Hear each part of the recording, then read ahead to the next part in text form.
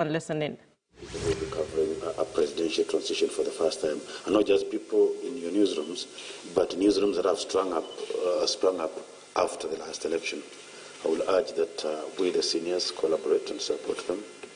The chair of complaints has spoken also that we will try to expeditiously make sure that all complaints brought in are closed in a few days, so that then we don't drag matters across. But I urge that the behavior of one is the behavior of all. Mtu moja akifanya what is considered as unprofessional conduct, naambiwa watu wa magazeti wamefanya. So it is a personal commitment that each of us will uphold the ethics, professional ethics of the media, and uphold integrity, and do everything within our reach to ensure that balance and objectivity are maintained and upheld at all times. I thank you all once more, and already invite you to the next meeting, which I know will be happening in a few days. As I said, we are getting into about 10 months of intensive activities as we prepare for the elections. Thank you very much.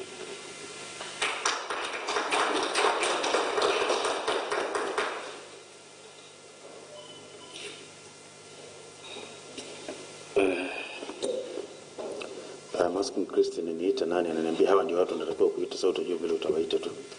It's not helpful to me. Madam Judy, the information secretary, arrived yesterday. We only saw you at the pool side and quietly in this room. Please come and give us a few words, most principally a commitment from the ministry that you will support the media and let the media do what they're supposed to do. And I give you a second additional function that you will invite for us Bwana Lyomu. But for now, please come and tell us just what I told you, the ministry itafanya maneno. Yes.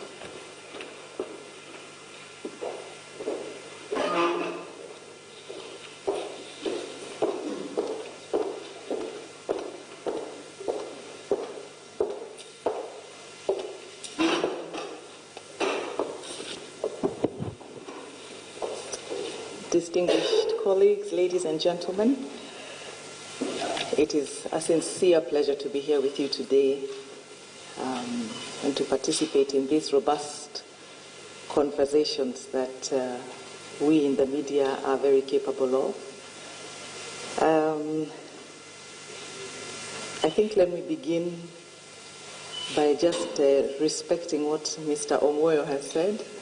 And that is that, of course, the Ministry of ICT, Innovation and Youth Affairs is going to support the media as they do their work as we head into elections, as the ministry has always done.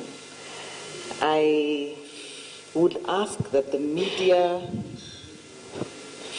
remain ethical and cautious as we go into election reporting. I think it's very important for the media to recognize that they are very powerful, and you can use your power and your influence to build up and to destroy.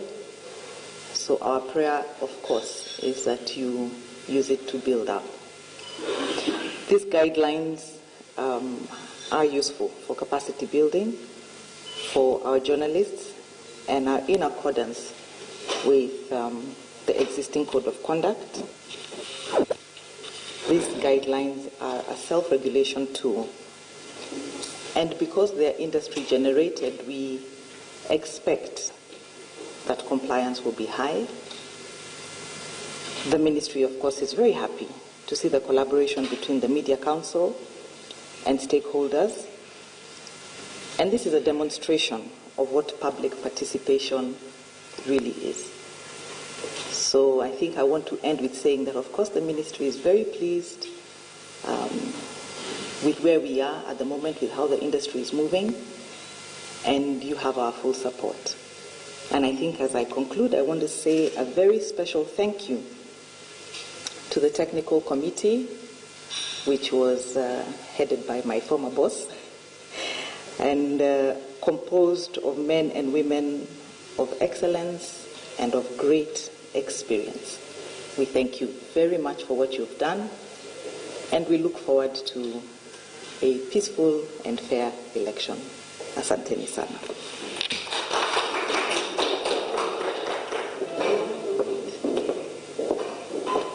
Yes, I had another duty. It is now my very great pleasure to invite Mr. Orlando Lyomu for the keynote address.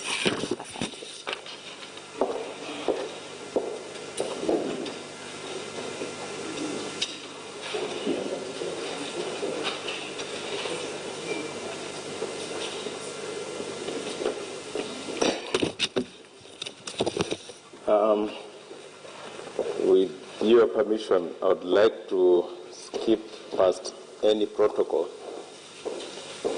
given that I had to wake up at almost 3 a.m. to be here, so I'm a bit scrambled. So good morning, ladies and gentlemen. I'm told I should have been here yesterday. I think my ancestors were on my side because a board engagement that I could not get out of came up, but I was actually meant to have come yesterday. I'd spoken to David last week and I'd agreed to be here Monday. Then almost last minute I had to cancel, but based on what I hear, it looks like that was divine intervention from somewhere. I'm glad to be here, but please allow me not to speak entirely as a representative of the MOA, because the chairman was supposed to be here as per the program I had when I left Nairobi. Unfortunately, I understand he couldn't make it,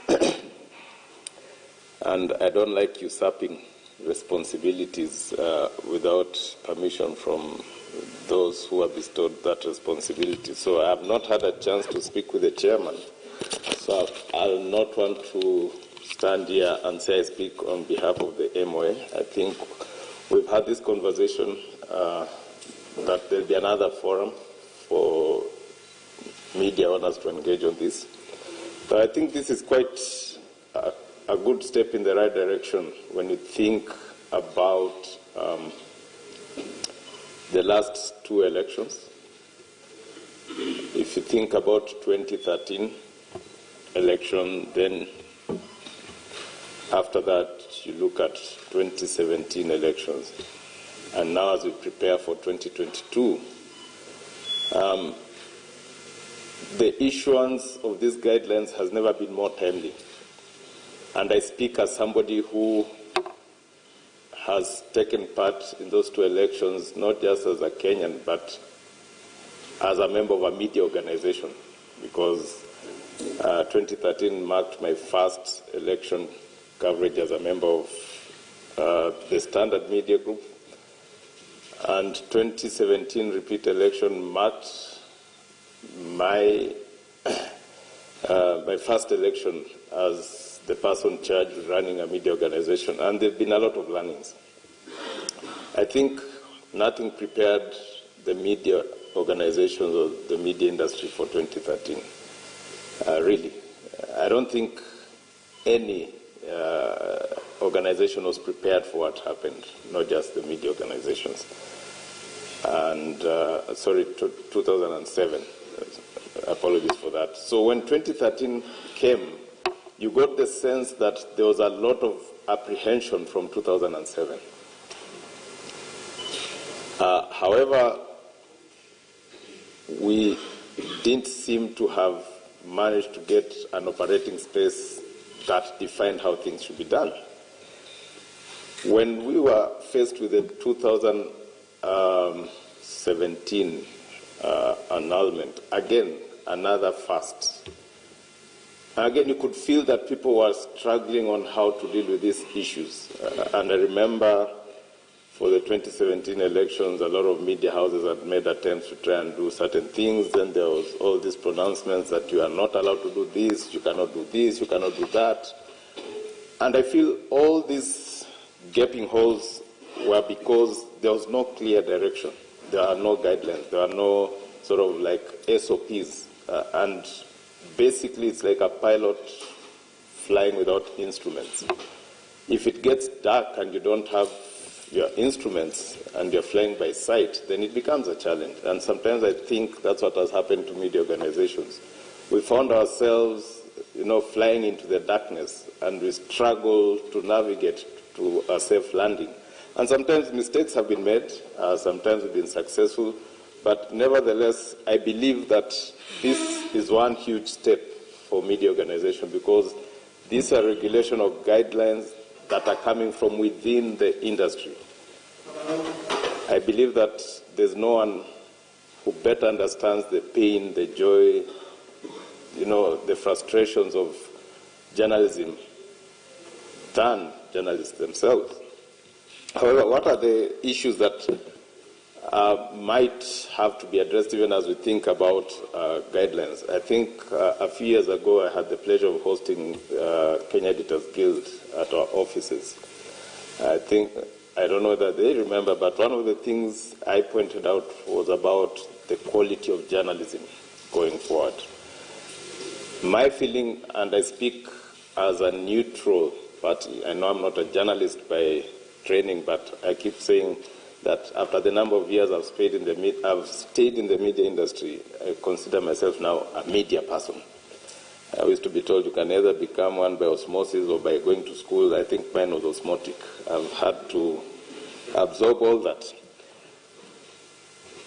We need, as an industry, even as we seek to get guidelines that help us operate within certain boundaries, to ensure that, as I like to say, the art and craft of journalism remains robust. And for that to happen, the capacity building must be enhanced. Today, one of the biggest challenges is that we have a lot of schools of journalism that have, in my opinion, probably outdated curricula. Maybe what is being taught focuses on how journalism was viewed in the past, yet circumstances have changed. And when these people are released into the job industries, not all are lucky to land into organizations that have the capacity to train them, big organizations. Many of them go into smaller outfits, and with time, no investment is made in developing these young men and women into consummate journalists. You can't blame the organizations, because as it is, and I think this is where the government and the ministry come in. When you look at the media space for most of organizations, the revenue generating capacity has been affected very negatively. There's, of course, technology, which, any business that is faced by such challenges must adapt. There's shifting demographic and consumer habits changing. Again, if you're a good organization, then you must adapt to that. But also there's a space of what I think is regulation versus over-regulation. Because some days you wake up and you can do this, the next day you wake up and you cannot do this. And some of these things come at short notice. So you find that organizations are unable to respond in time, put intervention measures in time, and the resultant outcome is that you have a lot of media. I think I could hear the debate about enterprises or outlets, so I'll use the latter to be politically appropriate if I got where the wind was blowing, that are unable to invest in training their journalists. So capacity building has to be key, because we can talk about guidelines, but are these people well trained? Do they have the right capacity to be able to deal with some of these issues? And because today we are speaking specifically about election coverage, though when you think about it, there are many other cases where we need clear guidelines. For instance, when you had cases like Dusit, Westgate, how do journalists operate in those situations? Because they are equally challenging to cover. There are cases about media being accused of aiding the terrorists by airing what was happening in places like Westgate and Dusit live. So there are still other areas where probably guidelines are required. However, back to the election coverage, my experience has been that, of course, there's, as I like saying, situation is fluid. Somebody is, say, in Homa Bay. I remember in 2017 I had such an encounter where I received a call from an irate GOK representative and say, I'm watching a TV station and your reporter in Homa Bay is saying this and provoking. Can you tell them to stop? I was like, okay. I wish it was that easy. You understand? Because if the person is in Homa Bay, chances are, and that's the case, I didn't have their number. Right? So I can't tell them to stop. If I want to tell them to stop, I have to call the editor, and then the editor has to make the discretionary call and all that. And by the time that call even reaches the ground, probably the whole thing has passed. And that speaks to why the guidelines are important, because then we walk away from these minefields where certain people feel, okay, that has gone excessively to one side, or that should not have been said on air. However, coupled with that is the fact that when these people on the ground,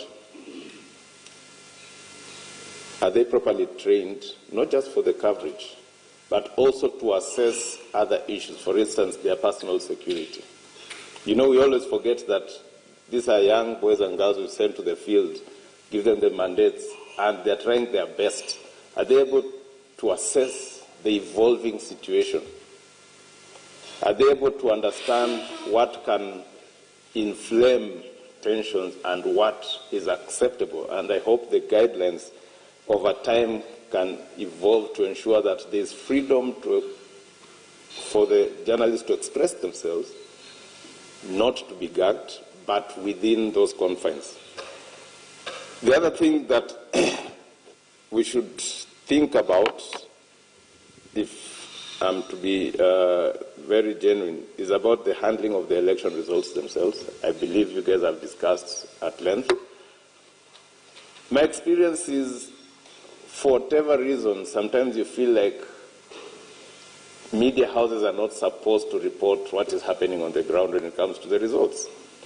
I think the laws of the land are very clear about what should happen at the polling stations and at the constituency tallying centers. It's very clear that when the results are announced, they should be pasted in a very public space for anyone and everyone to see. When that is done, then I do not see why any media house should not be able to pick that and relay it as it is. It doesn't have to go all the way to the IBC headquarters, and these are my personal opinions, for that to be relayed. But we understand that sometimes there are nuances that we are unable to explain. And I think as we discuss the guidelines, the media organizations are the eyes of the people. I really believe that within these guidelines, there will be some degree of latitude that does not interfere with the role of media to represent the people who are at home waiting for results and give objective results. Of course, we understand our responsibilities. We cannot be very careless that we start predicting things that probably are based on statistics and all. But as long as somebody is reporting facts, then let the media houses not be crucified for reporting facts. Some of the things that we learned from 2017 personally were a bit, let's just say it was expensive school fees for a lot of the organizations. And we don't want to see a repeat where you're not sure what is okay and what is not okay. It has to be clear that this is okay, and as long as it is factual, it remains okay. There cannot be a thriving media organization without financial independence and success. Let's start there. He who pays the piper, unfortunately, calls the tune. And in the recent years, we've seen cases of the piper payers trying to call too much tune. It's not healthy. It's not healthy. And I think as somebody who is part and parcel of a media organization, I think one of the things that we have to do is to try and safeguard the financial success of media houses, because then only successful media houses can really finance quality journalism. The reason media organizations are losing a lot of experienced people to government, to counties, to private entities, is simply because they cannot afford to keep them. And there's this anomaly I've noticed in our industry. The opportunities for promotion in terms of rank are very limited.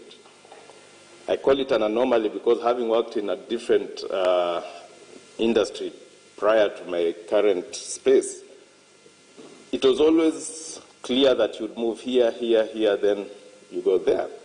Now, when you come and look at our industry today, the media industry, and you try and look at who are the Emmys, who are this, because of the limited opportunities for growth, you find that it's the same guys who've been there 5, 10, 15 years, right? And that means that then opportunities for growth within the industry become few. But who said that growth only has to be in terms of title? If you look at CNN, if you look at Sky, BBC, they have very mature people still working with them, which means somebody can still be an anchor or a correspondent, but you can see this person has been there for 15, 20 years. Why is it that we cannot do the same here? And my take is that financial success has a key role to play, because if somebody loves being a reporter today, we should allow them to grow into the best reporter while enjoying the build-up of their income to a level where then you have quality journalism. So even as we issue the guidelines, I think the challenge back to people like me who are managing media organizations, back to the agencies and the partners that regulate our industry, and probably the Media Owners Association, which tries to advocate for media organizations, is how do we ensure that we have a thriving journalism sector driven by financially successful organizations, so that then you can have quality journalists. This capacity issue would be first addressed if we could do that. But for as long as every 5 years we lose people to the counties because of the refreshing cycle, and all your experienced people go out there to do other things, then we will struggle. And I think that's why we're having the first conversation I ever had with KG, is that how do we ensure that the art and craft of journalism remains? Journalism will always be important. Media products will always be consumed. Some people say journalism is dying. I doubt it will ever die. What is happening is a disruption. However, it is our duty to ensure that even as we focus on the election guidelines, can we also look at the long-term survival of a strong and vibrant media sector? Without that, and I was telling somebody the other day, then why do we have all these schools of journalism if we do not focus on ensuring that when these guys get out, they can be employed? So I hope the guidelines are the first step in a series of many things that need to be done to ensure that we have a vibrant media industry. There's a reason it was called the fourth estate. So let us not allow it to disappear, because the world over, the fourth estate is very critical to us. And since we have representatives from the regulators, we have MCK, we have the Complaints Commission, we have Judy representing ICT. This one might be a bit politically off, but I would like to say that we need to see a lot being done for media to thrive. I strongly feel as a CEO of a media organization that the last couple of years have not been the best for media in this country. There are only two listed media organizations, the Nation Media Group and ourselves. Any analyst who understands how to look at numbers can go look at the results, and you'll see that there's something that's happening that is not very good for the industry. And if some of the big media houses are already showing red flags, it's just a matter of time before the smaller ones are buried.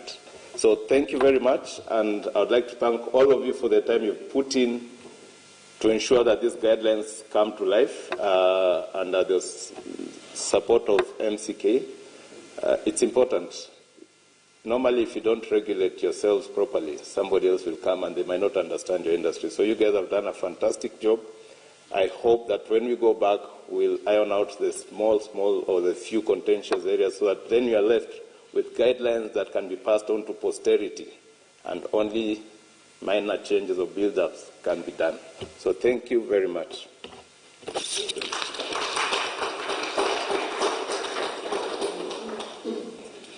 Thank you very much, Mr. Orlando, for sharing your thoughts with us. And we do see the challenge. And we feel you. I'll say we feel you. I speak for